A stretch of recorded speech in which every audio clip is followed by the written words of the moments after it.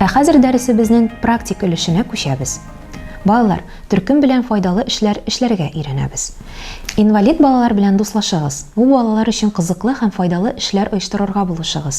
Мәсәлән, мөмкинлекләреннән чыгып, ярышлар һәм конкурслар оештырырга була. Үзегез яшәгән җирдә урнашкан һәйкәлләрнең исемлеген төзегез.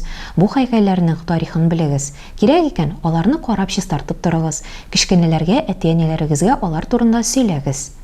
Нәниләр белән дуслашыгыз, аларга китаплар укыгыз, бергәләп уйнагыз, аларны файдалы эшләргә җәлеп итегез. Сугыштан әйләнеп кайтмаган туганнарыгыз турында мәгълүмат туплагыз. Ветераннар белән әңгәмә корыгыз, алар сөйләгәннәрне язып барыгыз. Сугышчан дан урыннарына походлар оештырыгыз. Тагын нинди кызыклы һәм файдалы эшләр башкара алуыгыз турында уйлагыз. Эшләр күп булса, беренче чиратта кайсына тотынырга, аннары кайсын эшләргә икәнен бергәләп хәл итегез. Ниятләрегезне тормышка ашыру өчен план эшләрегезнең тәртибен, алгоритмын төзегез.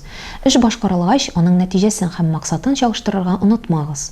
Кай вакыт шулай була. Балалар эш процессы белән мавыгып китәләр һәм аның максаты турында оныталар. Андыйларга ошарга кирәкми. Максатка нинди ысуллар белән ирешергә мөмкин?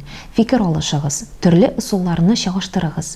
Бу сезгә алдагы эшләрне оештыру һәм башкарып чыгу өчен кирәк булачак. Практик өлешебез тамам. Киләчәк дәресләребезгә кадәр.